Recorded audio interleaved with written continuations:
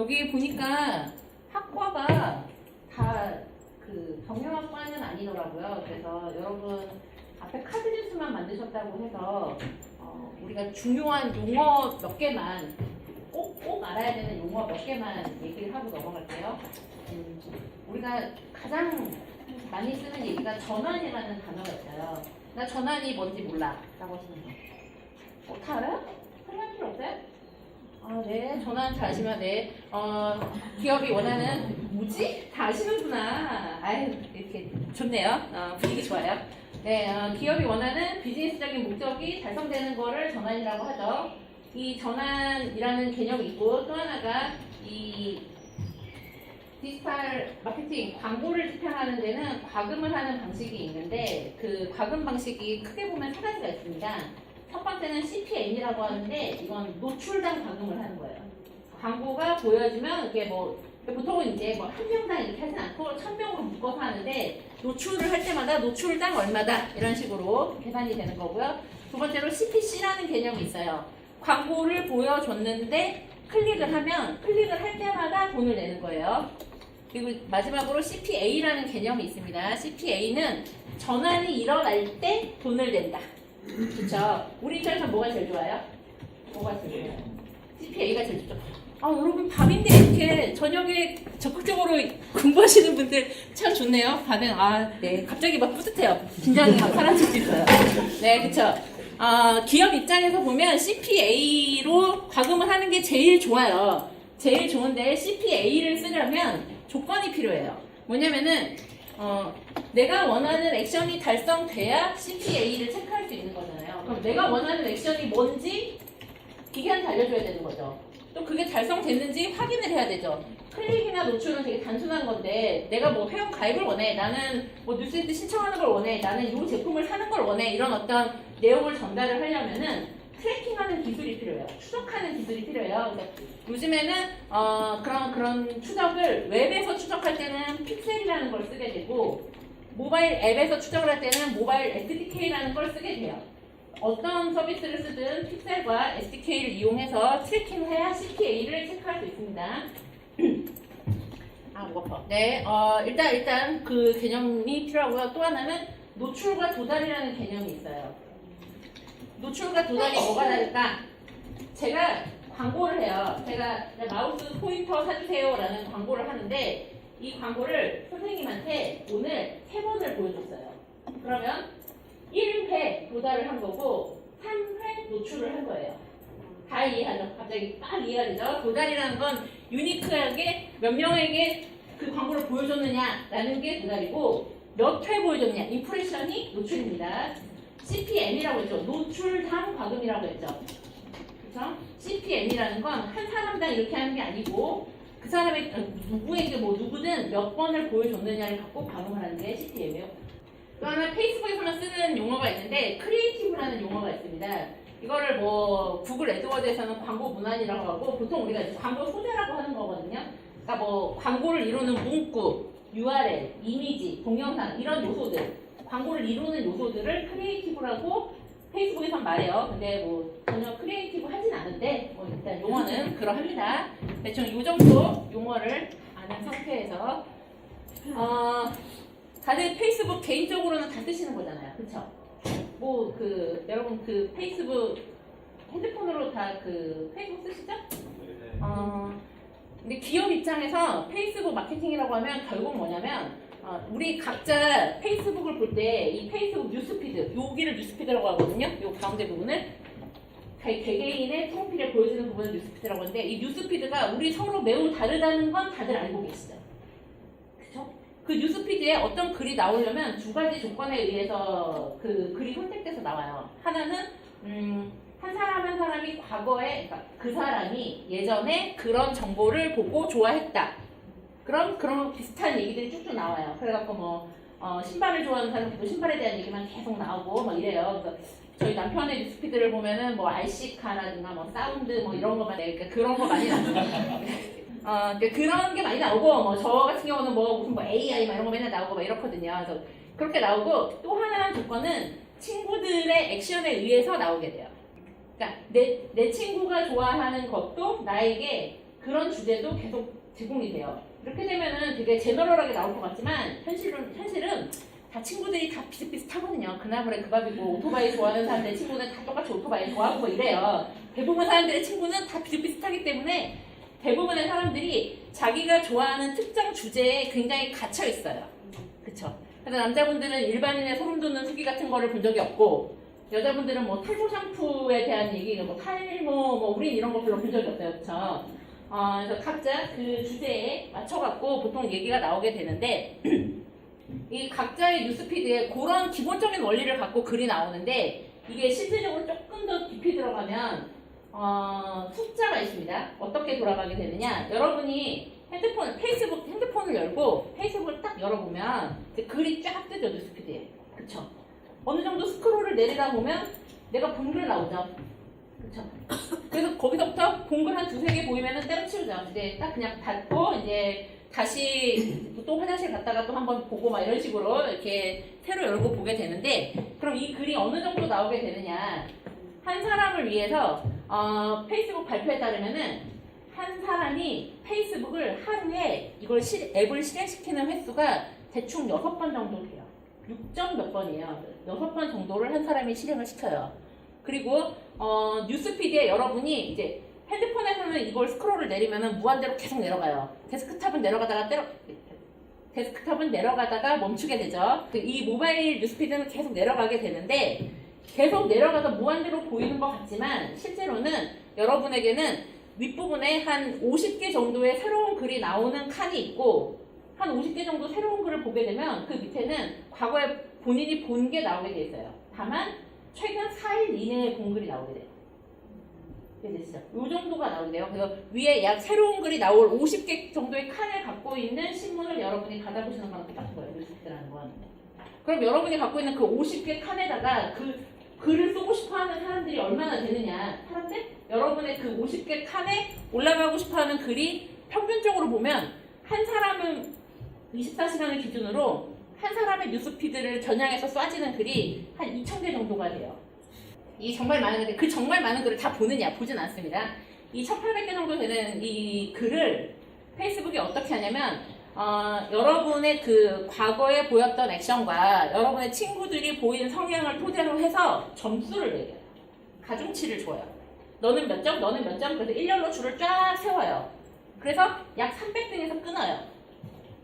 300등에서 끊어요. 그 밑에 이제 300등 밖으로 밀려나는 애들은 여러분의 뉴스피드에 나올 가능성이 없어요.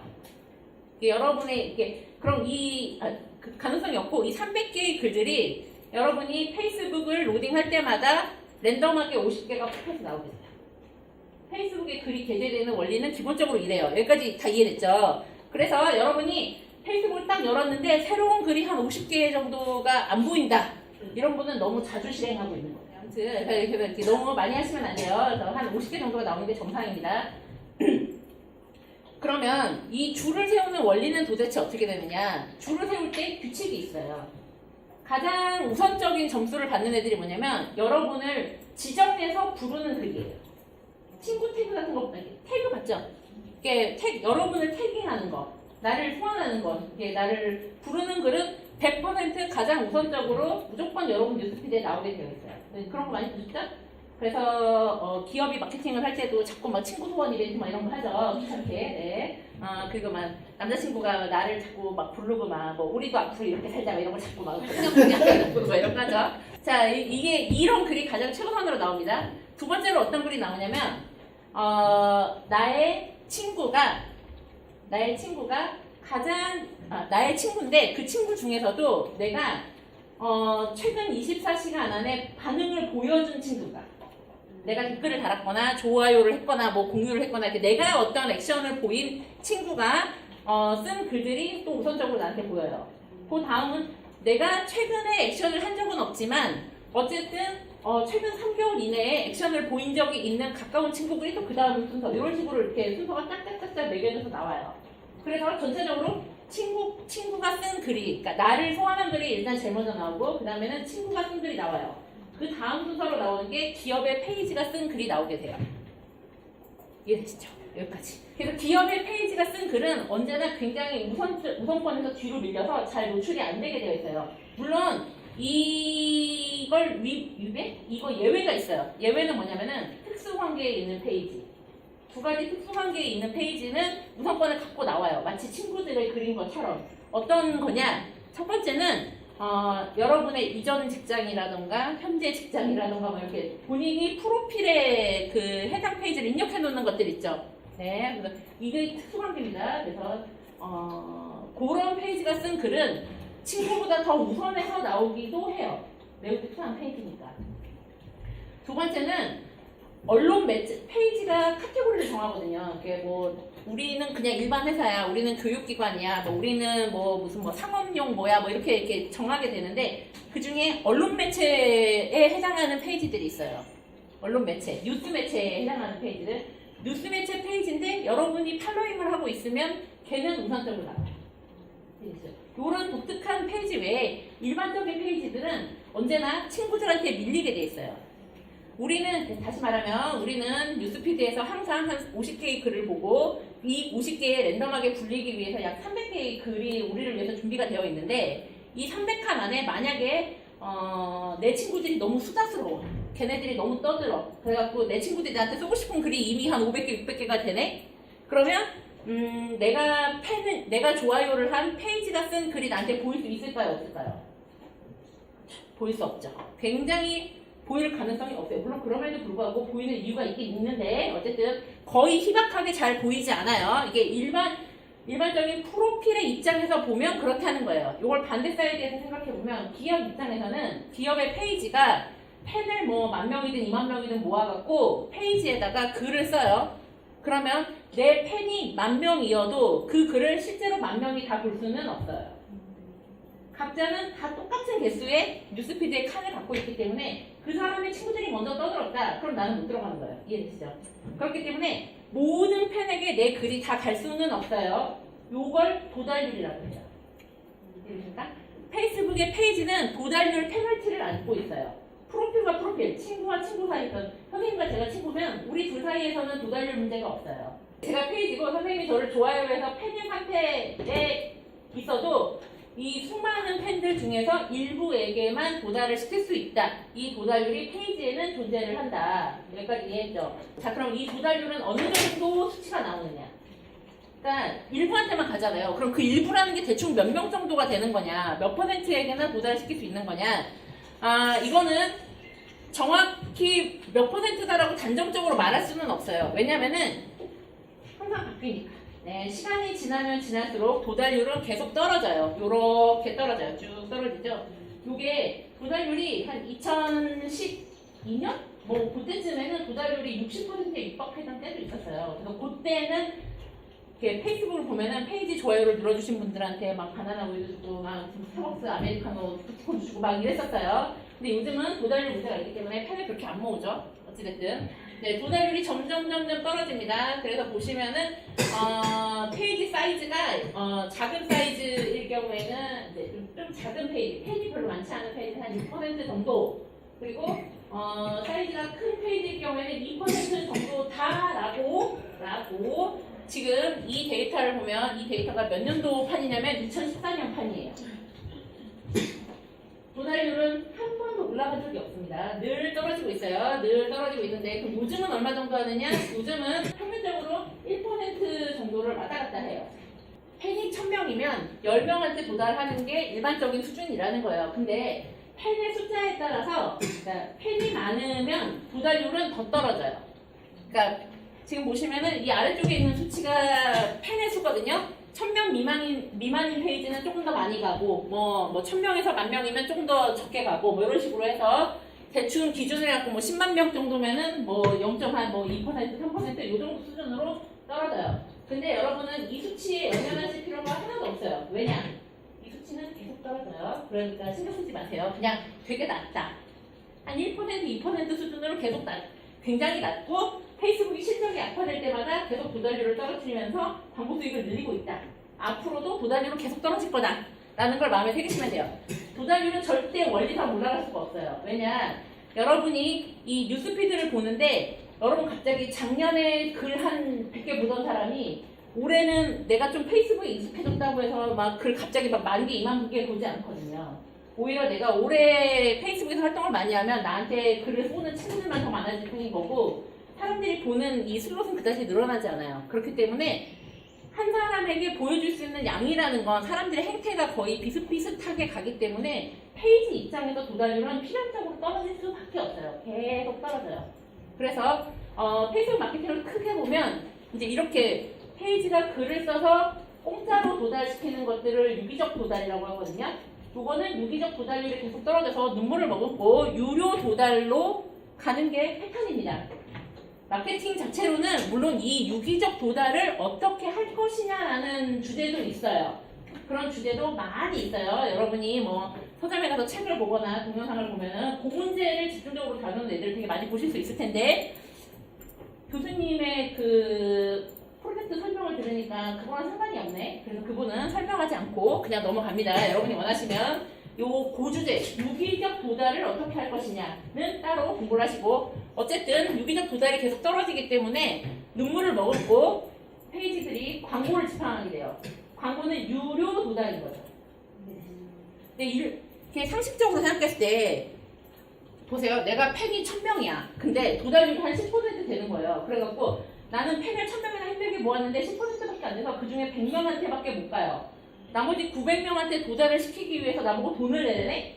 차라리 무슨 뭐 게시판 같은 걸 하나 만들거나 뭐 이게 훨씬 나은 거잖아요. 그쵸? 그래서 일반적으로 우리가 팬을 모았는데 도달률 때문에 도달시키지 못하는 그 나머지 부분에게 그 어떤 메시지를 보내기 위해서 광고를 하라 그러면 아마 광고주들이 다 분기를 일으킬 거예요. 분노하면서 이것들 너희는 사기다 막 이러면서 분노를 할 텐데 광고를 하는 데는 또 다른 이유가 있는 거예요. 뭐냐? 현재 우리나라에서 정말 손가락에 꼽히는 뭐 상위 50개 뭐 이 정도에 달하는 페이지들도 팬이 100만 명이 되는 페이지가 별로 없어요. 실질적으로. 여러분 팬이 100만 명 넘는 페이지 생각나는 거 몇 개 별로 없으시죠? 네, 없을 거예요. 네, 거의 보기 어려워요. 뭐 배달의 민족, 넷마블, 뭐 이런 애들, 뭐 미미박스 이런 애들은 돼요. 뭐 언니의 파우치 뭐 이런 거. 네, 그런 애들은 큰데 그런 애들은 진짜 극소수에 불과하고 대한민국에 굉장히 많은 페이지들이 대부분 팬이 100만 명이 안 돼요. 그런데 100만 명이라 쳐요. 100만 명도 굉장히 큰데 대한민국에서 한 달에 최소한 한 번 이상 페이스북에서 활동하는 사람들 MAU는 그럼 몇 명 정도 되느냐? 약 1,400만 명이에요. 페이스북에서 한 달에 한 번 이상 페이스북에서 실제로 활동을 하는 사람이 1,400만 명인데 근데 내가 너무나 대형 페이지여서 팬이 무려 100만 명이나 되네? 그러면 나랑 아무 상관이 없는 1,300만 명이 세상에 있는 거죠. 세상이 뭐야? 대한민국에 있는 거죠. 그쵸? 이 1,300만 명의 유저 중에서 내 제품을 사줄 만한 사람이 굉장히 많이 있을 거 아니에요. 지금 내 팬 중에 한 명이 있다면 바깥쪽에는 확률상 13명이 더 있는 거 아니에요. 그쵸? 그러니까 이 사람들한테 메시지를 써야 된단 말이에요. 메시지를 써야 되는데 각자의 뉴스피드는 그나물의 그 밥이라고 자기가 좋아하는 주제로만 이렇게 똘똘 뭉쳐있죠? 그쵸? 이걸 메아리방 효과라고 하는데요. 용어에 너무 집중하지 마세요. 용어는 중요하지 않아요. 메아리방 효과라고 하는데 각자 자기가 좋아하는 주제의 어떤 벽에 둘러싸여 있어요. 제 뉴스피드에는 탈모 샴푸도 절대 투입하지 못하고 무슨 밀리터리 어쩌고 이딴 거 못 들어와요. 막 이렇게 우리 남편이 가끔 좋아요 누르고 막 공유를 하는 막 탱크 막 이런 거 보면 네, 한 번씩 분노하고 막 이렇게 다 잘라버리거든요. 그런 거는 저를 대상으로 광고를 할 수가 없는 거예요. 이해돼? 광고를 한다? 그러니까 메시지를 보낼 수가 없는 거예요. 그래서 기업 입장에서는 각자가 어떤 이 메아리방에 갇혀있기 때문에 요걸 뚫고 들어가려면 필연적으로 어쩔 수 없이 본인의 그 각자 페이지의 팬보다 더 많은 사람들의 숨어있는 잠재 고객에게 메시지를 쏘기 위해서 광고를 집행하게 되기도 해요. 그러니까 페이스북 광고는 두 가지 목적을 갖고 있는데 하나는 페이지가 유기적으로 도달시킬 수 없는 이 나머지 부분에 해당하는 팬들에게 메시지를 도달시키기 위해서 또 하나는 나의 팬이 아닌 수많은 페이스북 유저 중에서 잠재적인 고객을 찾고 그 사람들에게 그 사람들에게 메시지를 도달시키기 위해서 광고를 집행을 하게 됩니다. 그래서 페이스북에서 광고를 하게 돼요. 페이스북 광고를 왜 하는지는 아시겠죠? 저는 이걸 이렇게 빨리 치고 들어간 건 정말 처음이에요. 너무 많이 빼먹었는데라는 생각을 하고 있으나 여러분이 다 이렇게 눈빛이 초롱초롱한 게 알아듣는 듯한 게 좋네요.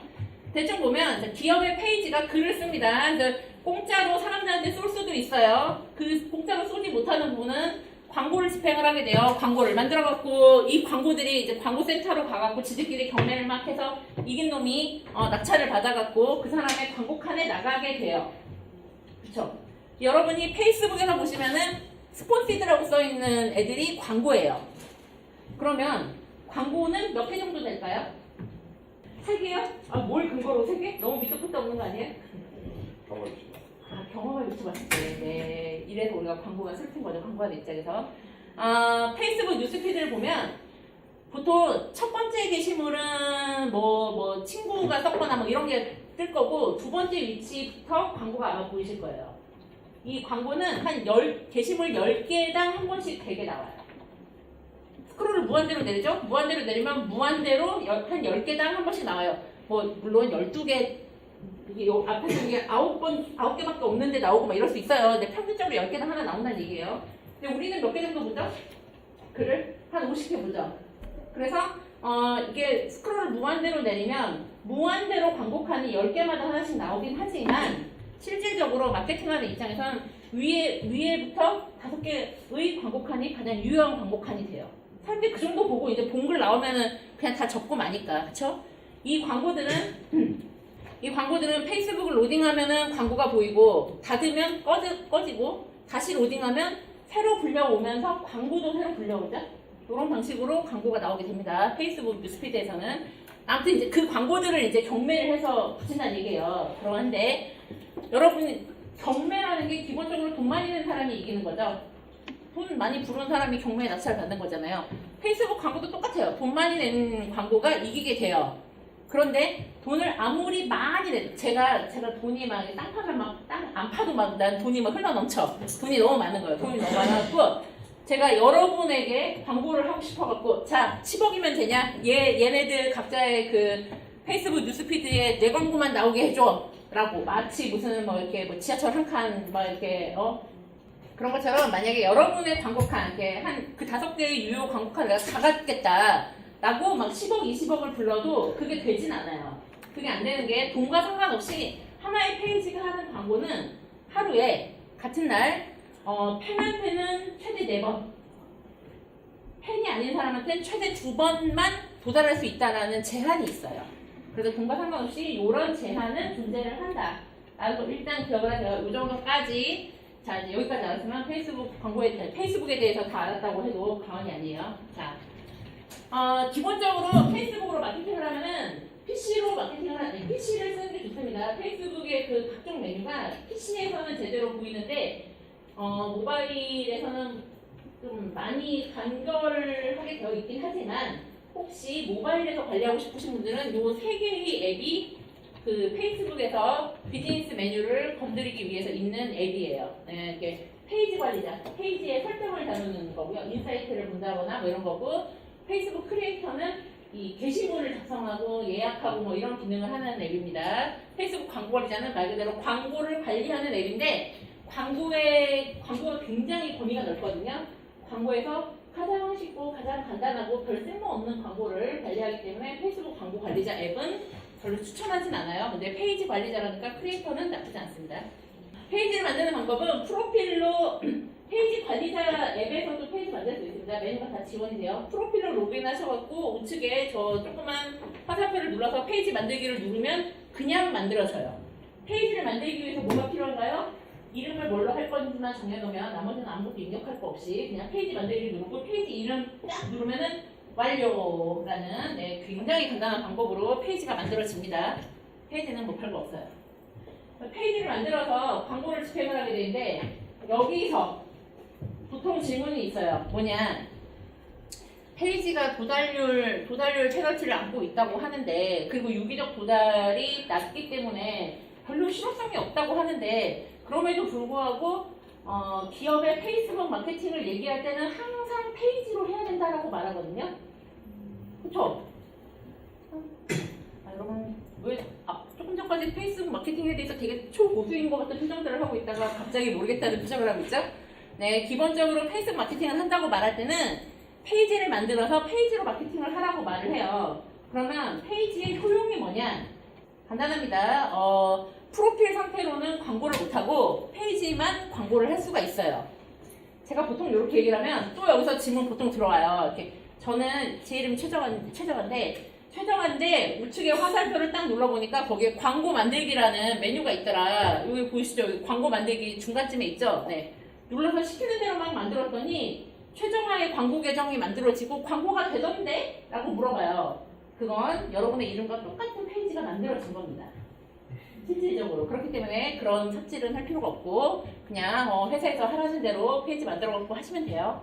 자, 그래서 이제 페이지는 광고를 쏘기 위해서 페이지가 필요하게 되는데 페이스북뿐만이 아니라 모든 디지털 광고. 여기서 이제 모든 디지털 광고라고 하면 얘기를 너무 복잡하게 하지 않고 디지털 광고는 어떻게 이 광고를 쏘게 되냐면 그림이 되게 복잡해 보이죠? 있어 보이죠?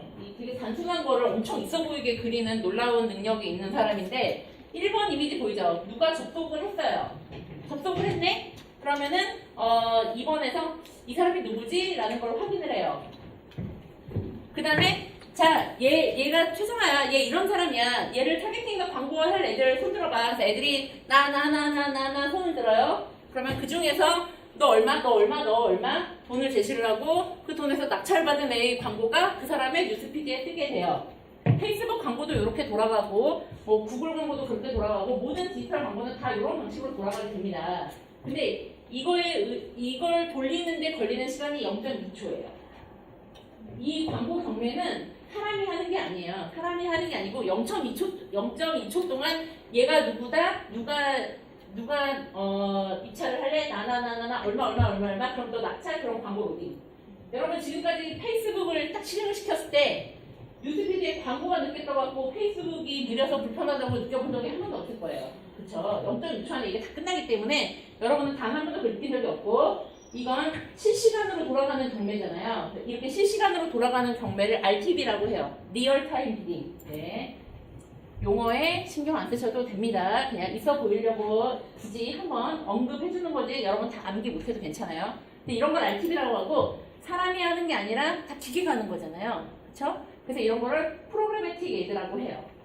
말 되게 어렵죠? 발음은 푸진데 네. 프로그래매틱 광고 뭐 이런 식으로 네. 자동화 광고 뭐 이렇게 얘기합니다. 별 얘기 아니에요. 사람 대신 기계가 한다 라는 뜻이에요.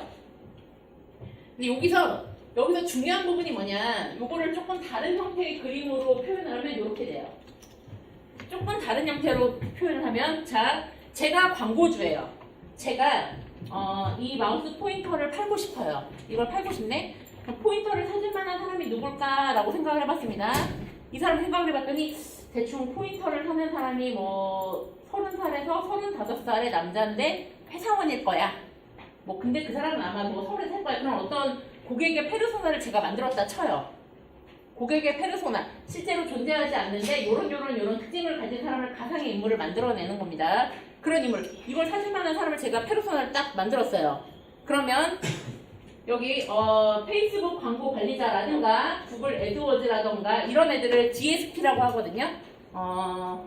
오타네. 네, DPS가 아니고 DSP라고 해요.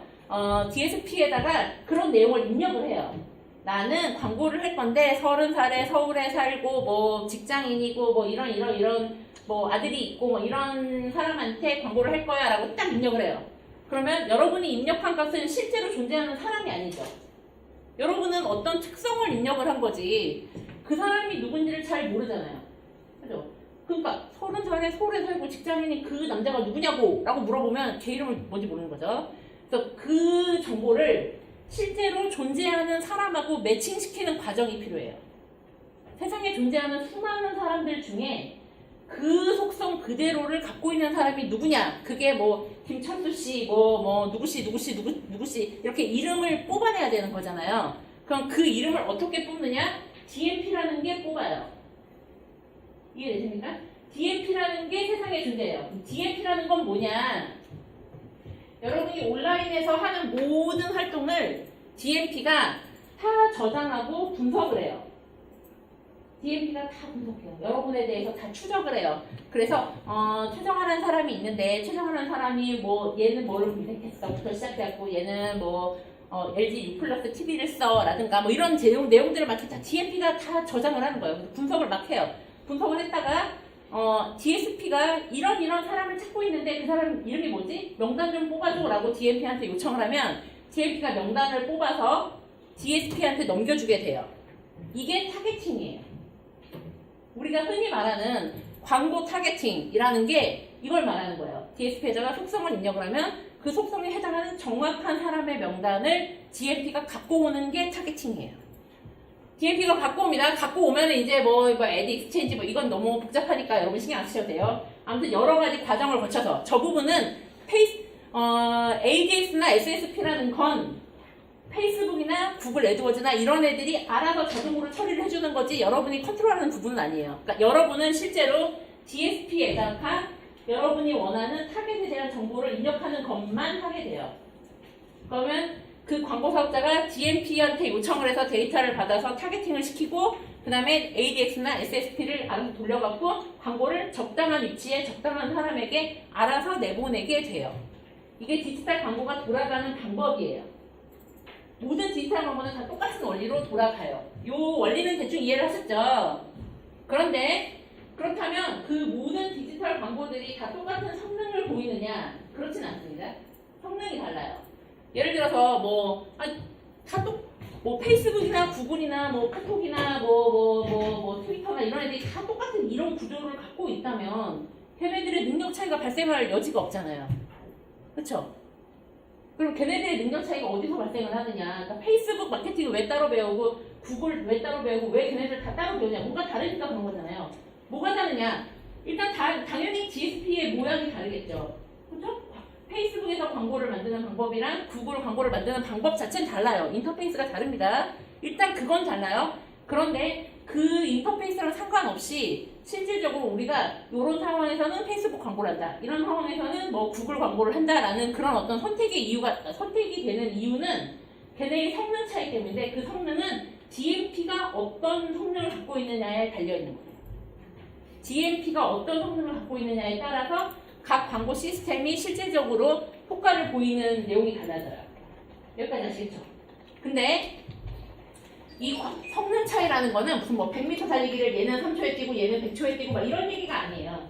그런 어떤 똑같은 척도를 놓고 봤을 때 얘가 잘났고 얘는 좀 못하고 얘는 더 잘해 라는 그런 뜻이 아니고 각각의 DMP는 방식이 전혀 달라요. 동작하는 방식이 달라요. 데이터를 모으고 수집하고 분석해서 제공을 하는 방법이 다르기 때문에 성능의 차이가 나오게 돼요. DMP가 데이터를 모아서 분석을 해내는 방법을 크게 보면 두 가지로 나눌 수가 있는데 하나는 아이덴티파잉이라고 하고 하나는 프로파일링이라고 해요. 자, 아이덴티파잉이라는 건 뭐냐면 아이덴티파잉의 대표가 페이스북이에요.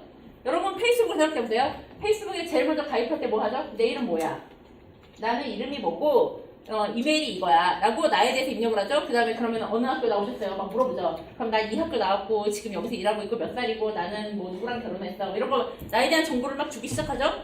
그럼 얘가 기본 정보를 받은 다음에 나라는 DB를 배운 분이 없죠. 그러면 어떤 나라는 어떤 바구니? 뭐 이런 걸 하나 만들어요. 나라는 어떤 데이터의 기준이 되는 이 단위를 만드는 거예요. 그럼 나에 대한 정보를 수집을 해요. 얘는 몇 살이고 뭐 이걸 딱 수집을 한 다음에 그 다음부터는 페이스북에서 내가 활동하는 내용을 보면서 얘는 빨간색을 좋아해. 얘는 뭐 총만 보면 아주 공터리를 쳐. 얘는 뭐를 좋아하고 뭐를 싫어하고 얘랑 친구고 이런 어떤 관계를 추가적으로 계속 나에 대한 정보를 추가적으로 계속 늘려나가잖아요. 그쵸? 이 방식. 제일 먼저 데이터의 단위가 되는 사람이 누군지를 일단 아이덴티티를 확인을 한 다음에 그 사람에 대한 정보를 축적해 나가는 방식을 쓰게 돼요. 페이스북은. 그쵸? 이게 아이덴티파잉 방식이에요. 그러면 프로파일링 방식은 뭐냐? 프로파일링 방식을 쓰는 게 가장 대표가 구글이에요. 프로파일링은 여러분 그것이 알고 싶다를 보면 항상 나오는 발자국을 보니까 키가 2m쯤 되는 것 같고 막 이런 거 있죠. 막 여기 뭐 배경을 보아하니 뭐 성격이 혼자 일하는 걸 했을 것 같고 뭐 어쩌고 저쩌고 막 뭔가 걔가 누군지는 모르는데 그러니까 그 범인이 누군지 몰라. 범인이 누군지 모르지만 그 사람의 어떤 속성에 대해서 막 이렇게 수집을 하죠. 근데 이걸 귀납적으로 계속 모아서 그 사람이 누구인지를 찾아가게 되죠. 반대로. 그쵸? 이게 프로파일링 방식인 거거든요. 구글은 내가 누군지 몰라요. 구글은 제 이름이 최성화라는 걸 먼저 수집하는 게 아니고 구글의 방식은 제일 먼저 세상에 존재하는 구글이 컨택할 수 있는 모든 디바이스, 기기에다가 번호를 줘요. 구글의 번호를 주는 거예요. 제조 번호랑 달라요, 여러분. 구글이 번호를 부여를 막 해요. 근데 생각해보면 구글이 굉장히 많은 디바이스를 점령하고 있어요. 일단 여러분 핸드폰 다 안드로이드 쓰잖아요. 그쵸? 안드로이드 점령했죠. 지메일 쓰죠. 구글이 공짜로 우리한테 되게 많은 걸 제공해주는데 잘 보면은 그게 다 알고 보면 구글의 검은 마수가 꽂혀있는 뭐 이런 거죠. 다 공짜가 아니라는 거. 아무튼 구글이 구글이 파악할 수 있는 모든 디바이스에다가 번호를 준 다음에 이 디바이스를 트래킹을 해요. 계속. 예를 들어서 제 핸드폰을 보면 예를 들어 보면 제 핸드폰에 뭐 구글이 A라는 번호를 준다 쳐요. 이 A라는 핸드폰은 밤이 되면 수원 영통에서 한 8시간 동안 가만히 있는 거예요. GPS상 가만히 있어. 그럼 얘네 집이 여기구나. 그쵸? 아침이 되면 5100번 버스 수원 공용 와이파이에 잡혀. 얘는 5100번 버스를 타는구나. 그런데 그래놓고 얘가 뭐 강남역에서 내려가고 거기 앞에 맥도날드에 가고 아이스크림 그 결제를 한 포스 데이터를 이 핸드폰이 받아. 문자 메시지를. 그럼 얘는 아침마다 맥도날드에 들러갔고 아이스커피를 사 먹는구나. 걔가 이름이 뭔지 모르지만 뭐 카드 번호를 수집하는 건 아니에요. 뭐 그런 걸 하는 거예요. 그러고 나서 뭐 12번 출구로 가갖고 뭐 어디 무슨 와이파이에서 또 가만히 짱 박혀 있네. 그럼 얘 사무실 여기구나. 그런데 그 핸드폰의 바로 옆에 어떤 데스크탑 PC가 잡히는 거예요. 근데 얘가 여기서 쓰는 지메일을 여기서 써. 그럼 얘 업무용 얘 업무용 PC가 이거구나. 됩니다. 그쵸? 똑같은 방식으로 집에서 A 핸드폰이 있는데 그 집에 A 핸드폰만 있는 게 아니라 B라는 핸드폰이 또 있어요. 얘 남편이구나. 이 집에 TV가 있는데 U 플러스 TV를 쓰네요. 이 U 플러스 TV에서 맨날 헬로카봇을 보고 있어. 이 집에 요걸 볼만한 아들내미가 있구만. 요런 게 각자에 대한 데이터를 막 수집을 해요. 그 사람이 어떤 사람인지 이름 빼고 다 수집해요. 그래서 그 사람을 구체화해서 형상을 만들어요. 이게 프로파일링이에요. 이해되시죠? 그래서 아이덴티파이ing과 프로파일링이 어떤 성능 차이를 보이게 되냐면 예를 들어 봅시다. 제가 신제품을 내놨어요. 제가 뭐 이렇게 예를 들어 세상에는 뭐 까만 마우스 포인터밖에 없었는데 제가 새로이 빨간색 마우스 포인터라는 획기적인 신상품을 내놨어요. 그러면 예를 들어서 이 신상품을 좋아할 만한 사람들은 빨간색을 좋아하는 사람들은 이거를 살 것 같아 라고 제가 생각해서 칩시다. 그러면 제가 원하는 타겟팅은 빨간색을 좋아하는 사람이 되겠죠. 그렇죠? 이걸 빨간색을 좋아하는 사람을 타겟팅해서 내 광고를 보여줘 라고 페이스북한테 말하면 페이스북은 그걸 어떻게 할까요?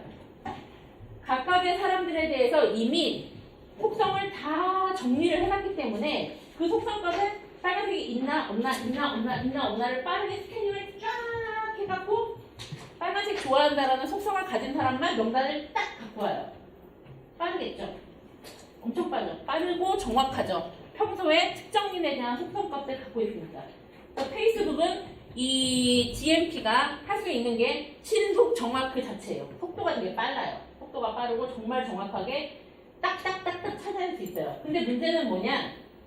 단점은 뭐냐면 어떤 사람에 대해서 파악을 하는데 그 사람에 대해서 파악되어 있는 속성에 대한 타겟팅은 정확한데 그렇게 파악할 수 있는 속성이라는 게 그다지 많지 않은 거예요. 이해되시죠?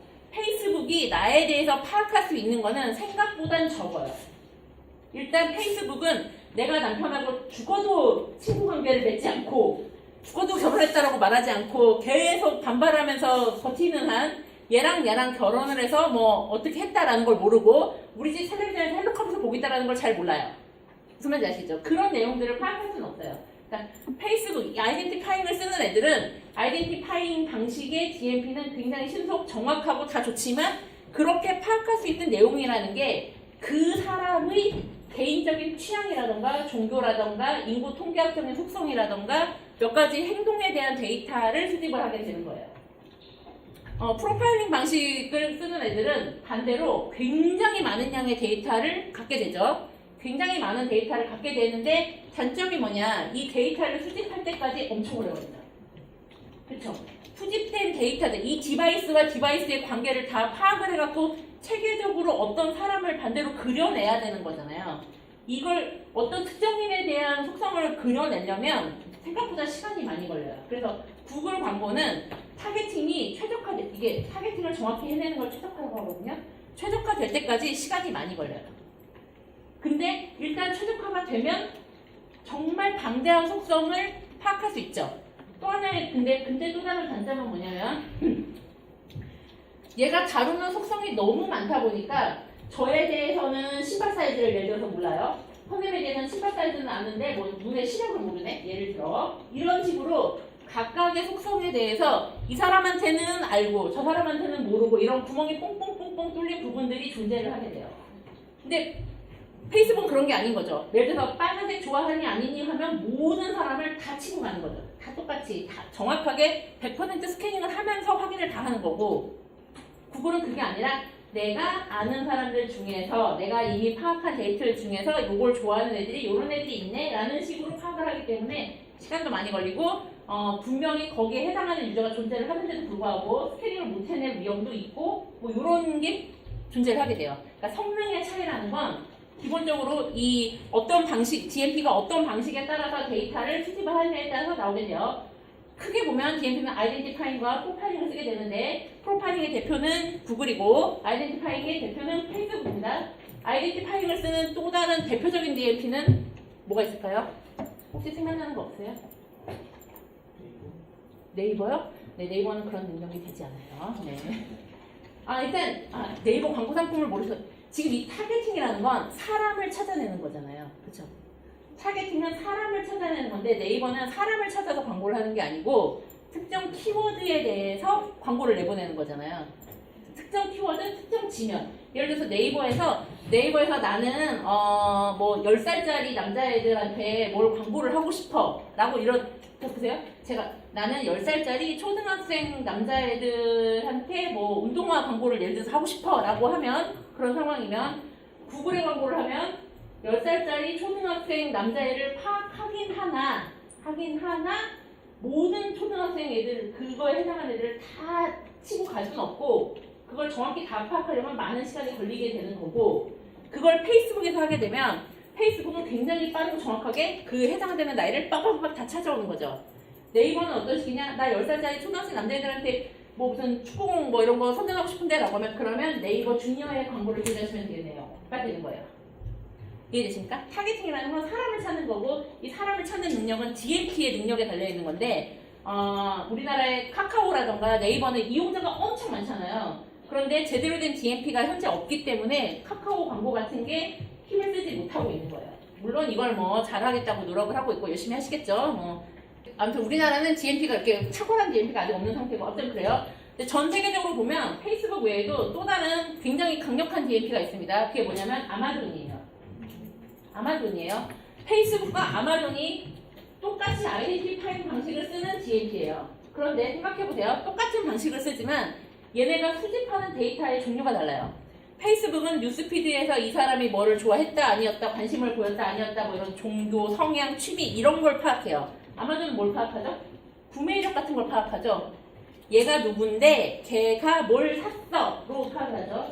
우리가 전체 마케팅을 놓고 봤을 때 그래서 만약에 아이덴티파잉 방식을 쓰는 그러니까 그런 아이덴티파잉 DMP를 이용한 광고를 집행을 할 거다. 근데 내 목적이 내가 새로운 제품을 만들었는데 이 제품을 많은 사람한테 많이 알리고 요거에 좀 관심이 있는 사람들을 확인하고 싶어 라는 이런 마케팅 퍼널상에서 좀 이렇게 위쪽에 위치하는 뭐 그런 단계의 광고를 집행을 한다라고 하면 페이스북을 이용하는 게 맞는 거예요.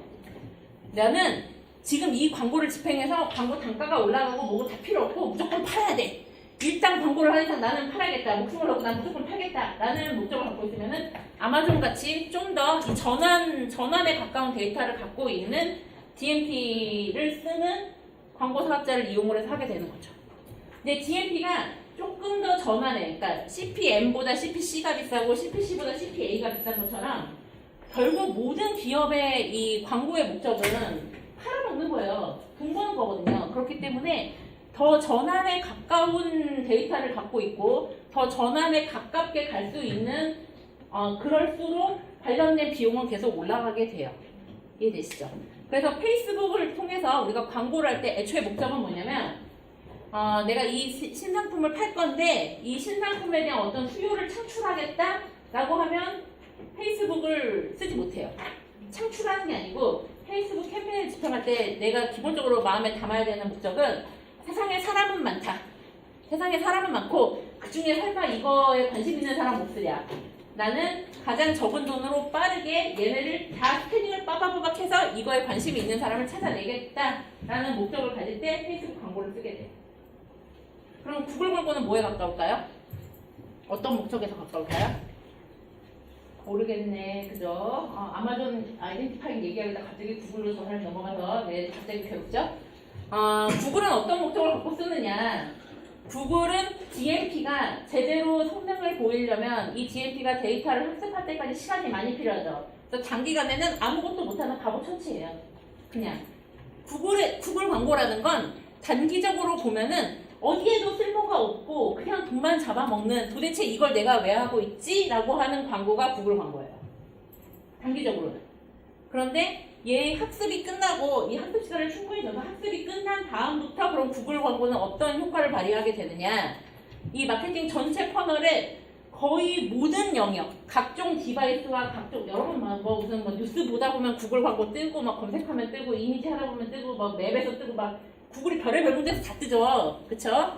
굉장히 많은 영역에서 내가 뭔가 이런 관심을 가진 사람이 있지 않을까? 좀 저렴하게 한번 이렇게 쭉 파악해줘 라고 할 때 광고를 찍을 수 있는 칸이 많기 때문에 파악을 해내는 걸 페이스북보다 훨씬 저렴하게 해낼 수 있는 능력이 하나 있고 또 하나는 여러 칸을 지원하기 때문에 누군가를 따라다니면서 야 네가 지난번에 한번 보고 사지 않았던 바로 그 구두가 아직도 너를 기다리고 있다 라는 식으로 따라다니면서 추적하는 형태의 광고를 하는데도 도움이 돼요.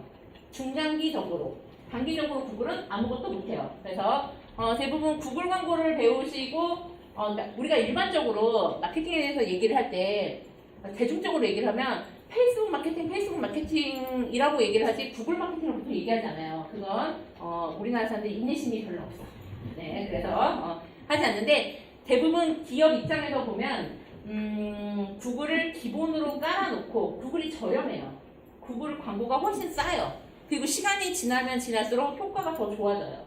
시간이 지나면. 그 학습을 어떻게 최적화 학습을 우리가 하지 않습니다. 구글이 알아서 해요. 그러니까 걱정하지 마세요. DMP가 알아서 혼자만 공부를 해갖고 지가 점점 성능이 좋아지게 돼 있어요.